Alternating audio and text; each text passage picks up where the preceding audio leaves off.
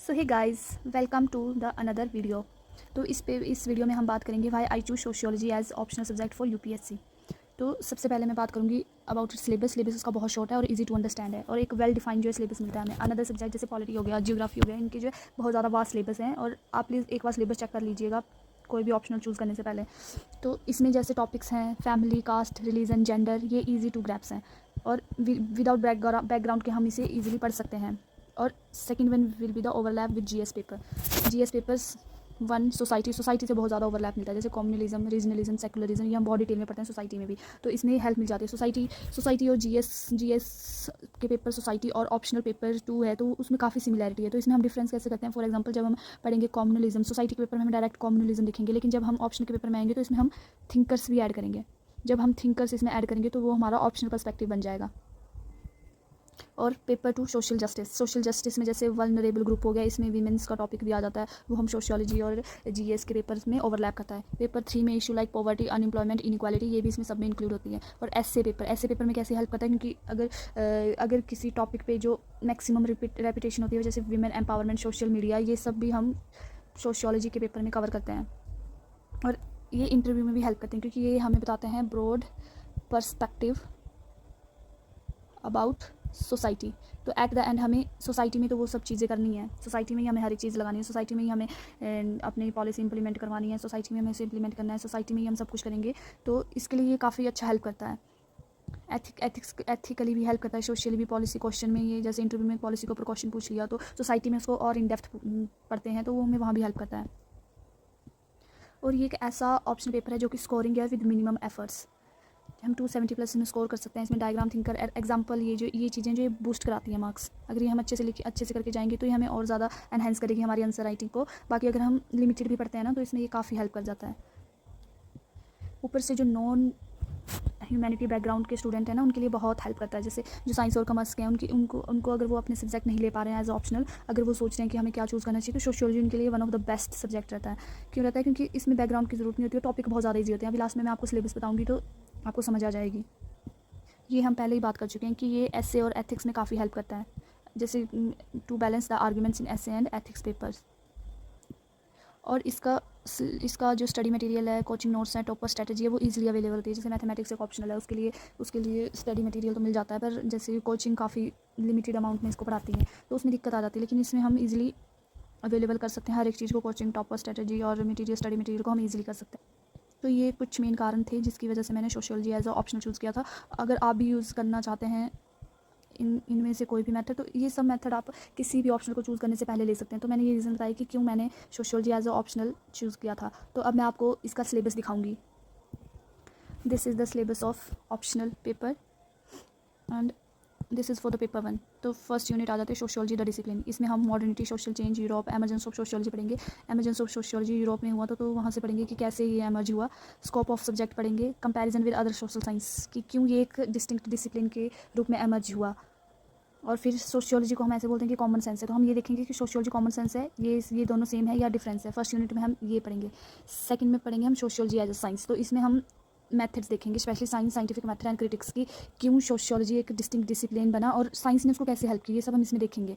जैसे major theoretical stand of research methodology, positivism and its critics, fact और value, objectivity, जैसे science का एक मोस्ट सुटेबल क्राइटेरिया है उसकी ऑब्जेक्टिविटी। नॉन पॉजिटिविस्ट मेथोलॉजी हम पढ़ेंगे, फिर रिसर्च मेथड पढ़ेंगे, क्वालिटेटिव है, क्वांटिटेटिव है, फिर टेक्निक्स पढ़ेंगे, ये सारी हम इस चीज़ में पढ़ेंगे। फिर फोर्थ वाला ये जो है मोस्ट इंपॉर्टेंट चैप्टर आ जाता है, जिसमें हम थिंकर्स के बारे में पढ़ेंगे। तो इसमें थिंकर्स भी ज़्यादा नहीं, देखो कार्ल मार्क्स है, Emile Durkheim, Max Weber, Talcott Parson, Robert K Merton and Mead, ये मेनली मेजर 6 थिंकर हैं जिसके बारे में हम पढ़ते हैं। और ये मोस्टली हम अनदर में भी पढ़ लेते हैं, जैसे पॉलिटिक्स में हम historical materialism, mode of production, alienation, class struggle, ये इस थिंकर को हम पॉलिटी में भी पढ़ लेते हैं। एमाइल डुर्कहाइम में division of labour, social fact, suicide, religion and society, ये सब हमें एमाइल डुर्कहाइम जब हम पढ़ेंगे तो उसके बारे में पढ़ेंगे। और इसी की वजह से sociology as a distinct discipline में भी इसकी हेल्प हुई थी। और फिर मैक्स वेबर में हम सोशल एक्शन पढ़ेंगे, ideal type, authority, bureaucracy, Protestant ethic and spirit of capitalism. ये टैलकोट पार्सन थोड़ा सा ट्रिकी है लेकिन ईजी है। और Robert K Merton latent and manifest function, ये जब हम पढ़ेंगे डिटेल में तो पता लग जाएगा। और मीड सेल्फ एंड आइडेंटिटी, इस पे एप्लीकेशन बेस्ड बहुत से क्वेश्चन आते हैं।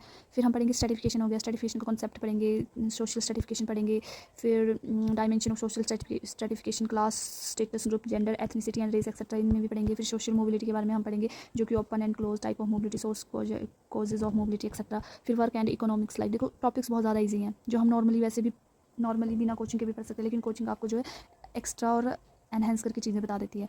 वर्क एंड इकोनॉमिक लाइफ देखो, slave society, feudal society, formal informal organisation, labour and society, politics and society. देखो sociological theory of power, power के बारे में, पावर, एलिट, ब्यूरोक्रेसी, हमने ब्यूरोक्रेसी यहाँ भी पढ़ा। देखो रेपिटेशन हो रही है, ब्यूरोक्रेसी हमने पढ़ा था, ये देखो नेक्स्ट वेब में। तो ये सारी चीज़ें रिपीट हो रही है। नेशन स्टेट, सिटीजनशिप, ये हम पॉलिटिक्स में पढ़ते हैं, डेमोक्रेसी, सिविल सोसाइटी भी हम पढ़ते हैं, प्रोटेस्टेंट एजिटेशन में क्या डिफरेंस है, सोशल मूवमेंट, इन सब में क्या डिफरेंस है, ये भी हम पढ़ेंगे। और religion and society, one of the most favourite topic, sociological theory of religion, religion या एनिमिज्म, ऑनिमिज्म, प्लूरलिज्म, ये सारे हम पढ़ेंगे। सिस्टम ऑफ किनशिप, अब इससे इजी क्या ही होगा, family, household, marriage, type of form of family, lineage, descendant, patriarchy, sexual division of labour, contemporary trends. और 10th social change in modern society. देखो sociological theory of social change के बारे में बताएंगे, डेवलपमेंट ऑफ डिपेंडेंसी, ये सारे हम इसमें पढ़ेंगे। अब हम आ जाते हैं पेपर 2 की, जो कि इंडियन सोसाइटी के, टोटल इंडियन सोसाइटी के ऊपर बेस्ड है। तो सबसे पहले ए जो यूनिट है उसमें 2 पार्ट्स हैं। देखो ए यूनिट है, इसके 2 पार्ट्स हैं।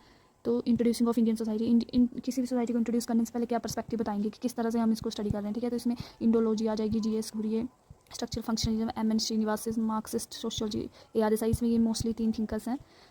फिर हम पढ़ेंगे impact of colonial rule in Indian society. अब इंडियन सोसाइटी के पर्सपेक्टिव बता दिया, किस बेस पे पढ़ रहे थे। फिर हम अगर हिस्ट्री से स्टार्ट करें तो सबसे पहले colonial rule on Indian society, तो social background of Indian nationalism, ये देखो मॉडर्न हिस्ट्री से डायरेक्ट रिलेटेड है। मॉडर्नाइजेशन ऑफ इंडियन ट्रेडिशन कैसे हुआ, ये भी ब्रिटिश रूल के बाद होना शुरू हुआ था। Protestant and movement during the colonial period, तो ये सब एक हिस्ट्री से भी रिलेटेड है, ठीक है। फिर आ जाएगा सोशल स्ट्रक्चर। फिर सोशल स्ट्रक्चर कैसा है, मोस्टली हमारी इंडियन सोसाइटी के फीचर क्या है, इसमें हमें यही मेनली एक्सप्लेन करना है। One of the feature of Indian society is rural and agrarian social structure. इसमें हम पढ़ेंगे idea of Indian village study, agrarian social structure, evolution of land system and reforms. Second one will be the caste system, third one will be the tribal community in India. ये major feature है Indian society के, हमें पता है society rural agrarian है, caste system एक बहुत important topic है, और ट्राइबल कम्युनिटी इन इंडिया, ठीक है। Social class in India, class है, कास्ट आ गया, system of kinship in India, and religion and society. तो ये क्या आ जाएगा हमारे पास, इंडियन सोसाइटी के फीचर आ जाएंगे। तो हमने पढ़ लिया ट्राइबल कम्युनिटी में भी हम डेफिनेशन, जियोग्राफिकल स्प्रेड, कॉलोनियल और इंटीग्रेशन एंड ऑटोनॉमी, ये भी इंपॉर्टेंट टॉपिक है कि कैसे इसमें क्या इशू आए थे इंटीग्रेशन और इनको ऑटोनॉमी देने में। Social change classes in India, agrarian class structure, industrial social class in India, इसमें हम agrarian structure, industrial class structure, middle class in India, ये सब पढ़ेंगे। किनशिप में वही लीनियर डिसेंडेंट, आप देख रहे हैं कि इसमें पेपर 1 के साथ भी काफ़ी ओवरलैप है। ये हमने किनशिप, ये हमने वहाँ भी पढ़ा, type of kinship, family, marriage in India, कैसे इसमें कंपैरिजन भी हम पढ़ते हैं। Household dimensions of family, patriarchy and enlightenment, sexual division of labour, ये भी पढ़ते हैं। Religious community in India, problems with religious minority. फिर आ जाएगा third one is the social change in India, vision of social change आ जाएगा। Development planning कैसे हुई, मिक्सड इकॉनमी कैसे, ये आ जाएगा पोस्ट इंडिपेंडेंस, ठीक है। Constitution, law, social change, education, social change, rural and agrarian transformation, तो ये अगेन ये जैसे ग्रीन रेवोल्यूशन आ गया, सोशल चेंज आ गया, changing mode of production of Indian agriculture, problem of rural labour and bondage and migration, industrialisation and urbanisation, evolution of modern industry in India, growth of urban settlement, working class structure growth, class mobilisation, informal sector, child labour, slums, deprivation in urban area, politics and society. देखो nation, democracy, citizenship, political party, pressure group, ये सारी overlap है। Regionalism, decentralisation of power, secularisation, social movement in modern India, peasant movement हुए थे, farmer, इसको हम current से भी कर सकते हैं, फार्मर रिवोल्ट जो हुए थे, वुमेन मूवमेंट, ये मैंने बोला था कि बहुत ज़्यादा वीमेन तो टॉपिक बहुत ज़्यादा इंपॉर्टेंट है। बैकवर्ड क्लासेस, दलित मूवमेंट, ये भी इंपॉर्टेंट है। एनवायरनमेंट मूवमेंट, ये भी अब इंपॉर्टेंट है। Ethnicity and identity of movement. अब पॉपुलेशन डायनामिक्स, ठीक है। Population size, growth, composition, distribution, components of population growth, birth, death, migration, population policy, family planning, ये सारे आ जाएंगे। चैलेंजेस ऑफ सोशल ट्रांसफॉर्मेशन, ये ट्रांसफॉर्मेशन हो गया, अब इसके चैलेंजेस क्या है, देखो displacement, environment problem, sustainability, poverty, deprivation, inequality, violence against women, movement दोबारा रिपीट हो गया। कास्ट कन्फ्लिक्ट, ये सारा पहले पढ़ लिया। एथनिक कन्फ्लिक्ट आ गया, कॉम्युनलिज्म आ गया, रिलीजियस रिवाइवलिज्म आ गया, literacy and disparity in education, ये सब आ गया। तो पेपर 2 तो हमारा काफ़ी लिंक है। सबसे पहले हमें पर्सपेक्टिव बताना है, फिर हमें कॉलोनलिज्म के टाइम क्या क्या होता है वो बताना है, फिर हमें पोस्ट इंडिपेंडेंस के बाद बताना है कि क्या क्या प्रॉब्लम है, कैसे ट्रांसफॉर्म हो रहा है, at the end social transformation जो ओवरऑल जो भी प्रॉब्लम आई वो बतानी है। तो ये पेपर टू तो बहुत ज़्यादा इजी है और मॉडर्न हिस्ट्री सोसाइटी से काफ़ी ज़्यादा रिलेटेड है। तो ये बट ये डिफरेंट कैसे है, फिर बस मैंने आपको पहले भी बताया कि सोशियोलॉजी के पेपर में हमें थिंकर्स ऐड करने हैं। अगर हमें सेकुलरिज्म के ऊपर कोई क्वेश्चन आता है जीएस में तो हम उसके हिसाब से लिखेंगे, लेकिन अगर यही पेपर हमें ऑप्शनल में आ जाता है तो इसमें हम थिंकर्स ऐड करके इसको और इन डेप्थ जो एक्सप्लेन कर देंगे। तो अगर 10 मार्क्स का क्वेश्चन है तो उसमें हमें 4 to 5 थिंकर्स कोड करने होते हैं, और अगर 15 और 20 मार्क्स का है तो उसमें 7 to 8 थिंकर अराउंड ऐड करने हैं, और ये टाइम के साथ जब हम रिवीजन करते हैं तो ऐड हो जाते हैं। मेजर थिंकर मैंने बता दिया, पेपर 1 में मेजर थिंकर 6 है, अदर उसमें टॉपिक वाइज आते रहेंगे, वो ऐड होते जाते हैं खुद ब खुद। और पेपर 2 में हमारे मेनली 3 ही पर्सपेक्टिव पढ़े हमने। एम श्रीनिवास का वो पढ़ा था, वो सिलेबस के हिसाब से, वो मैंने आपको यहाँ बताया। ये देखो जीएस कुरियर का M Srinivas and AR Desai में मेजरली ये 3 है। इस पेपर 2 में ना हमें ना थिंकर्स कोड करना थोड़ा मुश्किल हो जाता है, लेकिन हम पेपर 1 में इसको एग्जांपल पेपर 2 में भी दे सकते हैं। पेपर 1 वाले थिंकर हम इसमें भी ऐड कर सकते हैं, क्योंकि पेपर 1 और पेपर 2 में भी काफ़ी सिमिलैरिटी है टॉपिक्स में। तो दिस वाज द रीज़न। तो आज की वीडियो यही तक थी।